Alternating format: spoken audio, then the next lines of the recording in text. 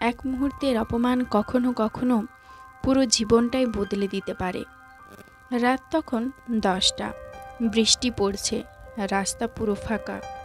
The royal table নামে এক বিলাসবহুল রেস্তোরাঁর সামনে দাঁড়িয়ে এক গরিব লোক। তার কাপড় ভিজে গেছে, হাতে পুরনো ব্যাগ। কালো একটা মার্সিডিজ এসে থামে। নামলো অরিন্দম সেন, নামী ব্যবসায়ী, দামি স্যুট, চোখে অহংকার। গরিব লোকটা ভিজে কাঁপতে কাঁপতে বলল, স্যার, একটু খাবার দেবেন? অরিন্দম হাসল। তুই জানিস এখানে একটা স্যুপের দাম কত? এই জায়গা তোর জন্য নয়।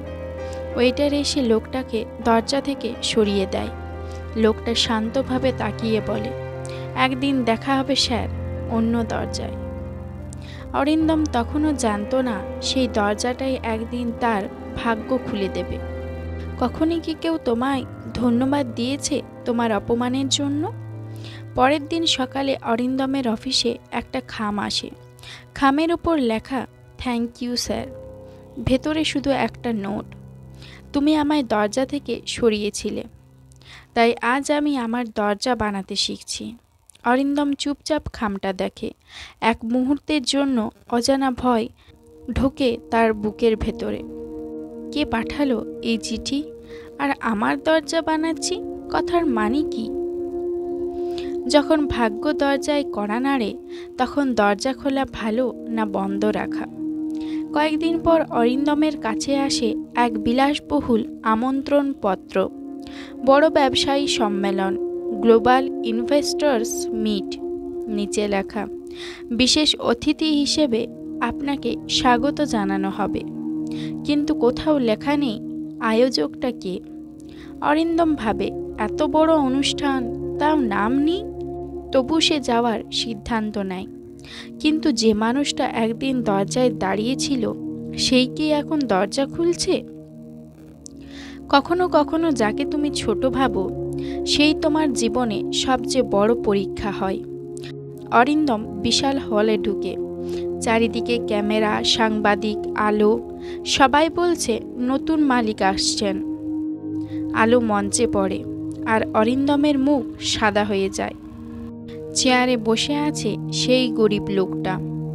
গতকাল যে ভিখারি দরজায় দাঁড়িয়েছিল, সে আজ সবার সামনে রাজাসনে বসে আছে। যে অপমান পেয়েছিল নীরবে, সে আজ ফিরছে নিস্তব্ধ ঝড় হয়ে।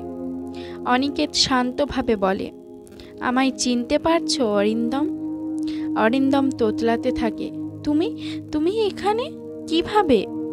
অনিকেত হেসে বলে, তুমি আমাকে দরজা থেকে সরিয়েছিলে, আমি তাই নিজের দরজা বানিয়েছি। এখন আমি সেই দরজার মালিক। এটা কি প্রতিশোধ, না এর পেছনে আরো বড় কিছু লুকানো? কখনো কখনো সময় শুধু বদলায় না, মানুষকেও বদলে দেয়। অনিকেত বলে, আমি এক সময় তোমার মতোই ছিলাম, অহংকারী আর দাম্ভিক। কিন্তু একদিন এক অপরিচিত মানুষ আমায় একটা শিক্ষা দিয়েছিল। মানুষের মূল্য তার পোশাকে নয়, তার হৃদয়ে। অরিন্দমের চোখে জল চলে আসে। কিন্তু অনিকেত কি তাকে ক্ষমা করবে, নাকি ফেরাবে তার অপমানের জবাবে? কখনো কখনো এক প্লেট খাবারই হয় জীবনের সবচেয়ে বড় পরীক্ষা। অনিকেত ওয়েটারটাকে বলে, এই ভদ্রলোককে সেই খাবারটা দাও যেটা একদিন আমি চেয়েছিলাম। অরিন্দম চুপচাপ বসে থাকে। ওয়েটার সামনে এনে রাখে গরম ভাত আর স্যুপ। অরিন্দমের চোখে অশ্রু টলমল। এই খাবারের স্বাদ কি ক্ষমার, না লজ্জার? সবচেয়ে বড় পরাজয় তখনই হয় যখন তুমি নিজের ভেতরের মানুষটাকে হারাও। অরিন্দম কাঁপা হাতে বলে, আমি মানুষ চিনতে পারিনি অনিকেত, ক্ষমা করো। অনিকেত বলে, ক্ষমা তোমার প্রাপ্য নয়, কিন্তু তবু দেব, কারণ তুমি যদি না শেখো তবে অপমান বৃথা যাবে।